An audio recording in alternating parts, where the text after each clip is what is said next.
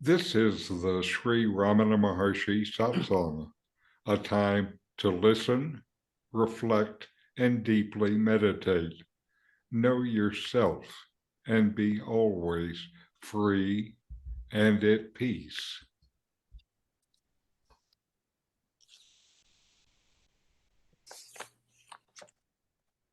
Welcome. I'm Richard Clarke, hosting this satsang. I'm not a teacher or a guru, just someone who loves this teaching and wants to share with like-minded people.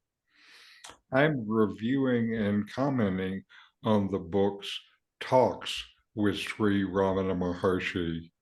And let's get to it. This time is talk number 64. And news of someone's death was brought to Sri Bhagavan. He said, "Good. The dead are indeed happy. They have got rid of the troublesome overgrowth, the body. The dead man does not grieve. The survivors grieve for the man who is dead. Do men fear sleep? On the contrary, sleep is courted, and on waking up, every man says that he slept happily. One prepares for the bed for sound sleep. Sleep is temporary death. Death is longer sleep. If the man dies while yet alive, he need not grieve over others' death. One's existence is evidence with or without the body, as in waking, dream, and sleep. Then why should one desire continuance of the body shackles? Let the man find out his undying self and die and be immortal and happy.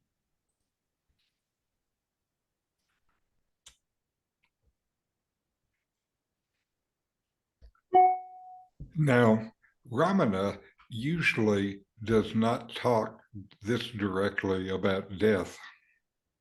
He starts saying, "Good, the dead are indeed happy. They've got rid of the troublesome overgrowth, the body. The dead man does not grieve." Instead of wailing about the loss, Ramana says, "Good." If someone heard me say that in similar circumstances, they might have heard it negatively, like, "Good riddance."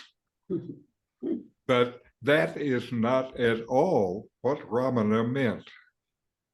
He expressed next, the dead are indeed happy. They've got rid of this troublesome overgrowth, the body. This is an enormous difference from what is usually thought, that death is some kind of loss. Ramana speaks like life is the problem, life with all its vexations, burdens and gains, pains. The body is the focus of many of these vexations. The mind is the source of all of them. The mind and its assumption of identity as an ego I, as this individual. The I thought is the source of the troubles. Upon death of the body and the associated I thought, everything falls away and the troubles are no more. Ramana says, the dead man does not grieve.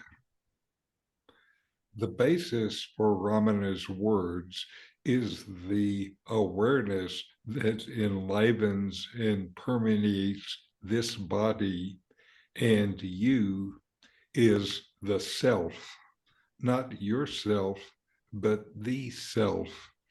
That is self with a capital S, indicating it is the being and consciousness that is what you are. You are not a body, but rather you are the being and consciousness which knows the body. This is what Hindus call the Atman. And he says that Atman does not cease with death. And in fact, that Atman is the being and consciousness at the base of everything and everybody, of all. The survivors grieve for a man who is dead. Ramana says, do men feel sleep? On the contrary, sleep is courted, and on waking up, every man says that he slept happily. One prepares the bed for sound sleep. Sleep is temporary death. Death is longer sleep. Ramana compares death to sleep. In both, the mind ceases, and the objective world does too. In one case, it is temporary. In the other case, longer. This is the opposite of the seeming reality of dreams versus the waking state. In this case, it is dreams that are short and the waking state that is long. Reality and consciousness continue through waking, dream, and deep sleep. Here, Ramana says reality extends through the long sleep of death of the body. It is the body that dies, while the Atman does not. Then Ramana talks about how to use this in your own practice. If the man dies while yet alive, he need not grieve over others' death. One's existence is evident with or without the body, as in waking, dream, and sleep. Then why should one desire continuance of the body's shackles?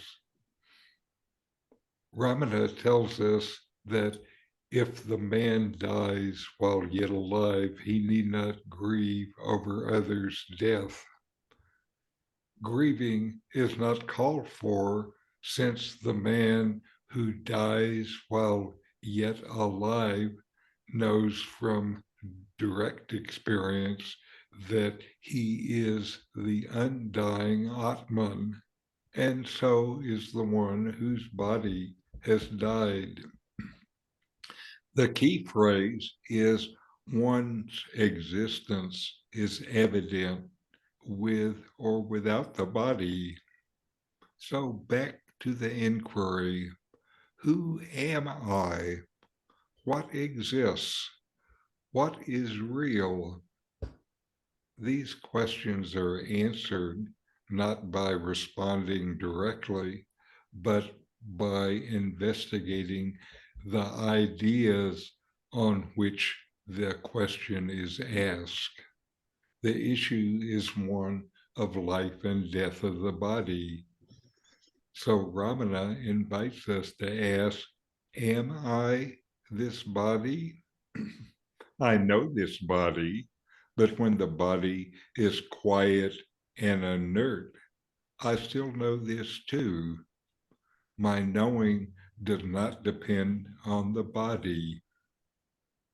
So focus your inquiry, your investigation on what is real, what exists always.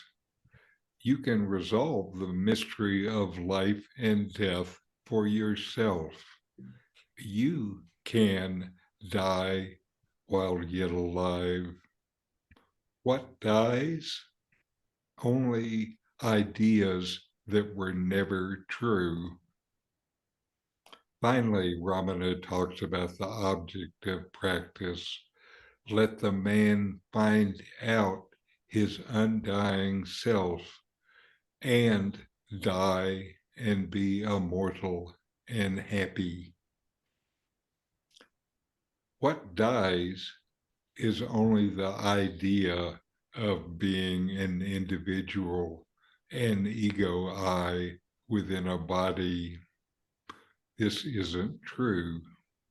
You are not an ego I, rather, you are the knower of this ego I. You're not a body either. You are that which knows the body. Now we'll listen to my teacher, Nome, with a talk, Bodiless.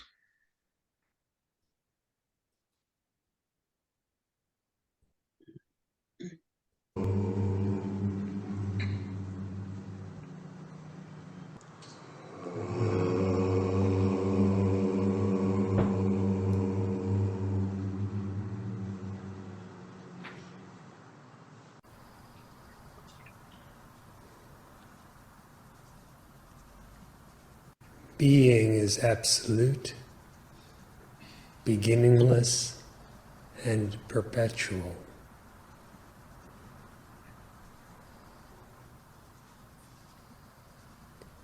It is only the illusory ideas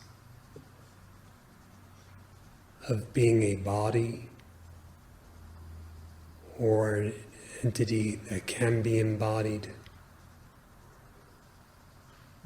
that ever makes it appear otherwise.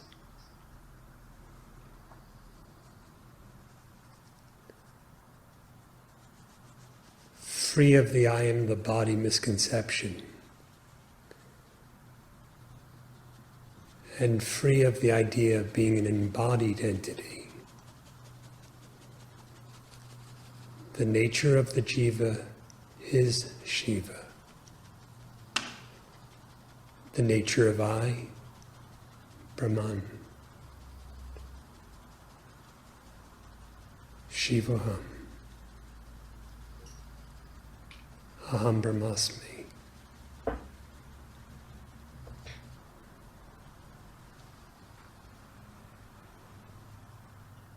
Set aside as so much delusion, any connection with the body.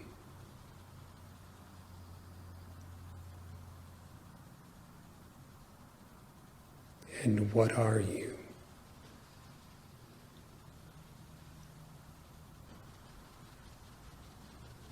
Within the context of the misidentification with the body, is any confusion in relation to the senses and to the world.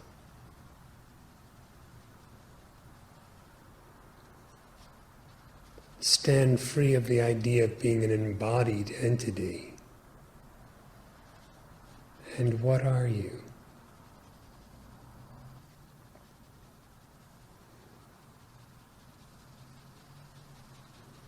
If you have not taken up residence in the body, where are you? The spaceless, the timeless is our nature.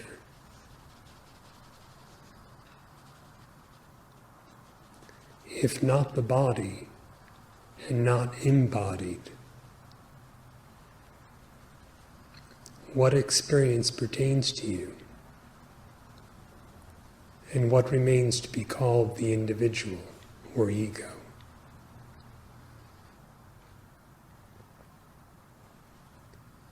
Being is absolute, beginningless, and perpetual. And this being, this unimaginable, undifferentiated existence, is alone the self.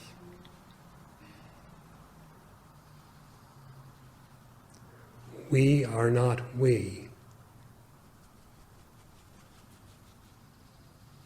There is only one self. Any unhappiness is due simply to the veiling by delusion of the nature of the self.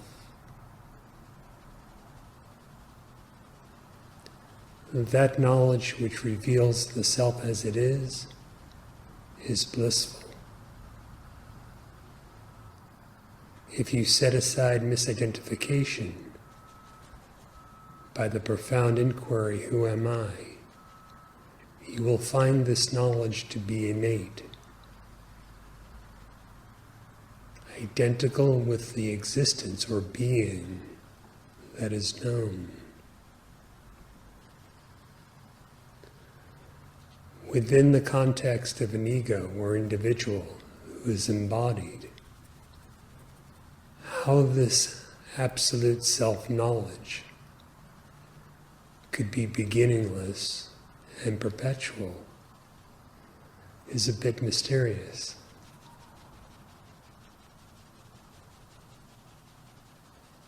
But where being and knowing are identical, this is self-evident.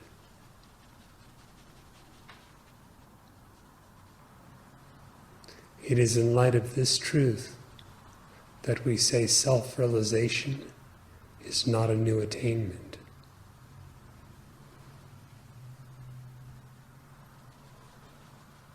It is the most important thing in life to attain, the supreme goal. But it is not a new attainment.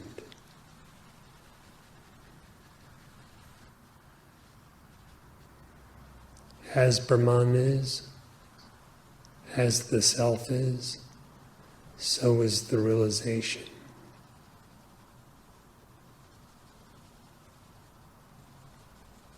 If timeless, then timeless. If unborn, then unborn.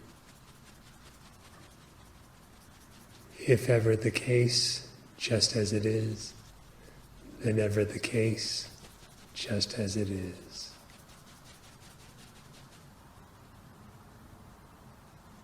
Relinquish the notions of being a body or having embodiment, and inquiring profoundly, who am I? Remain absorbed in this true knowledge. In this lies unveiled, unmixed, unending happiness, the supreme bliss of which the Vedas sing.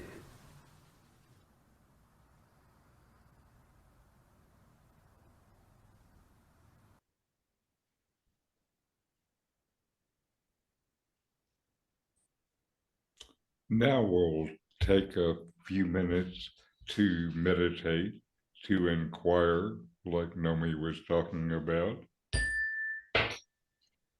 Get comfortable in your seat, quiet yourself, and take a long breath in. Feel your breathing. Make a long exhale. And now notice that you exist, and you know that you exist. You don't need to think about it or feel it. You just know. Now, inquire, investigate within yourself. Who or what knows this body?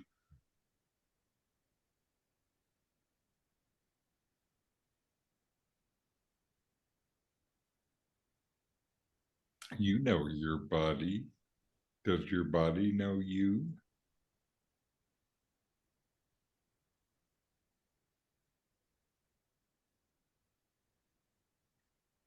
Who is the knower?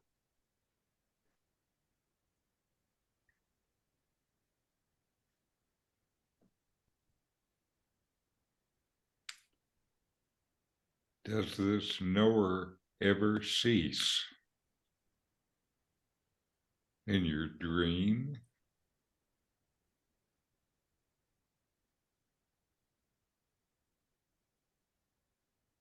In deep sleep?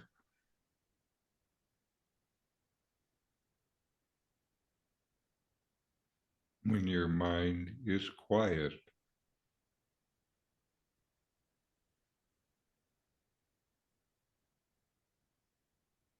This knower is there during all of these. This knower is always. Investigate what is always within yourself.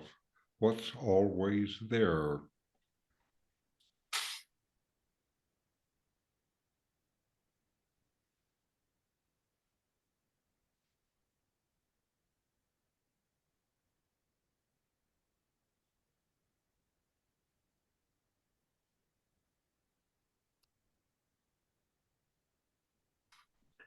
Now inquire, who am I?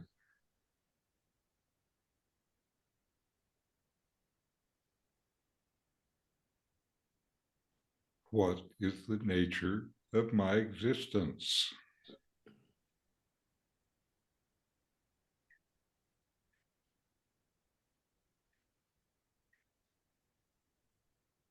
What actually exists?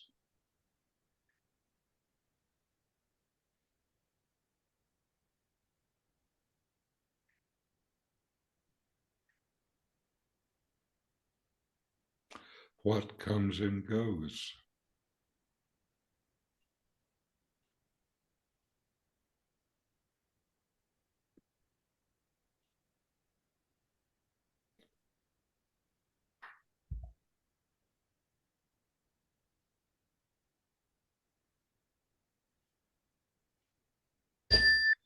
All right.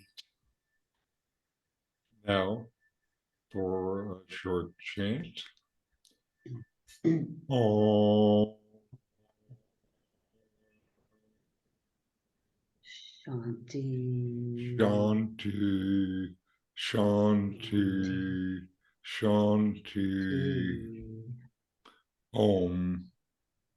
Peace, peace, peace.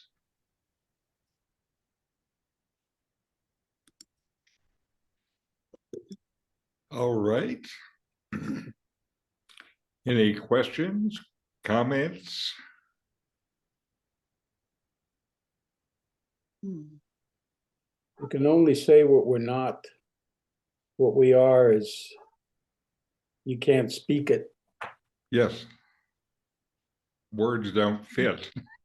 Right, yep. The mind is gone.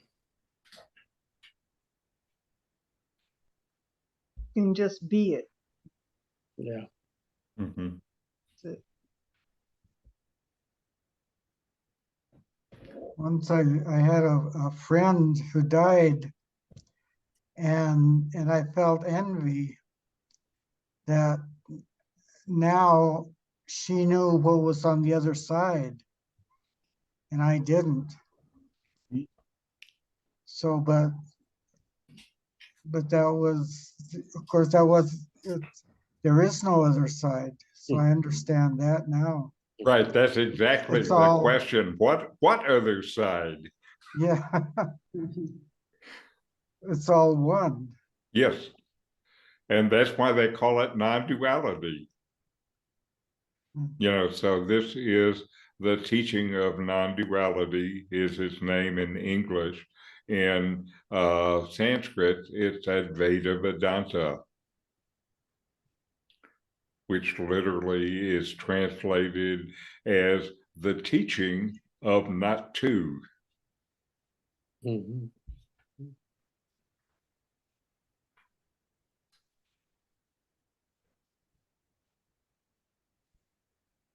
And I know for you, Doug, there's still a lot of new ways of looking at things that you'll need to absorb. I think that it's going to be easier for you at this stage than a lot of people I've known. Because again, I feel like you're ripe and ready for it, Okay. and that you already know. Yeah. And so one of the things you might find useful is that book I sent the link to, Who Am I? Yes, I got that. I haven't started it yet. Right. So that actually is the first book of Ramana's teaching when he was about 20. And he didn't teach it out loud. He answered somebody's question by writing words with his finger in the dirt. So after his self-realization at about 16, he had not spoken for several years. And so this was really his first teaching, kind of fresh out of the box.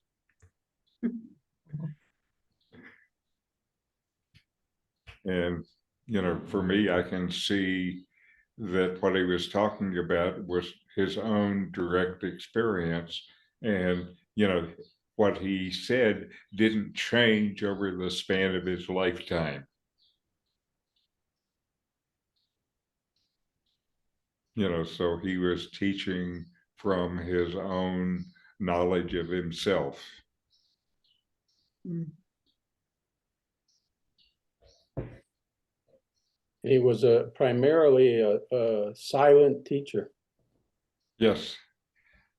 Yes, he said basically the words were only for those dummies that didn't get it from the silence. He didn't say it that way, of course, but we know. As one of the dummies, I'm grateful for the words that he gave us. Yeah, indeed. I wanted to say that, Doug, when you hear the reading from Ramana Maharshi, or if you even hear Nome speaking, there's a bunch of words and phrases that you come to get used to that are sort of odd at the beginning, like the word self, which, as Richard pointed out, with a capital S, it means you are God. It means the self is God, sort of. So there's a lot, and there's a lot of there'll be a lot of Sanskrit words thrown in there that you come to understand their meaning as you hear it more and more. Okay. That's one thing I didn't talk about when I introduced the word Atman is there is one of the ancient great teachings that says Atman is Brahman. And what they mean by Brahman is the vast absolute, you know, Which- kind of which the can be non-dual said- reality. And that could be said to be like the word God. I think it's bigger than God. This is Oh, God bigger is than just God. God is just a branch off us of Okay. Brahman. My God's just as big as your Brahman. So there. Well, the thing about God, the way most people use God, it's some mental conception. And Brahman is like the self. You can't conceive of it with your mind. It's bigger than your mind. Your mind is limited to knowing things as objects, and you are not an object, and Brahman is not an object. So how your mind works just doesn't apply to those. That's why you have to get deeper than the mind.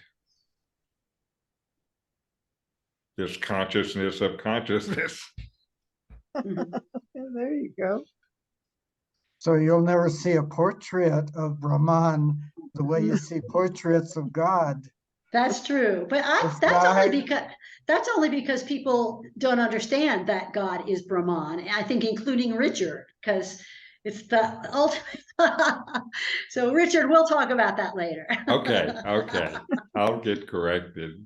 But Ramana, Well, Ramana said the guru, the self, and God are one, are the same. mhm. Yeah, Right. There's no difference. And he also said that devotion was the mother of knowledge. So, you know, being devoted to God Mhm. is a path that's very similar. And according to the Bible, God did say to Moses, I am that I am, yeah. Yeah. which pretty much covers it. Yeah. I don't know if Moses understood that, but he asked, who are you? He said, I am that I am. Yeah. Anyway, we'll get into more of this in succeeding sessions. Mhm. And I'm just glad you're here and Yeah. open to it. And it seems like it touches someplace deep within you. Yeah, it's Yes, with all of us. a wonderful blessing. It does, definitely. Yes.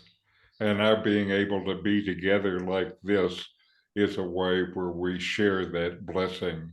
And I think that's important. Essential. Okay. Anyway, Yay. namaste, and we'll see you next time. Namaste. Okay. Bye. Bye. Thank you. Bye.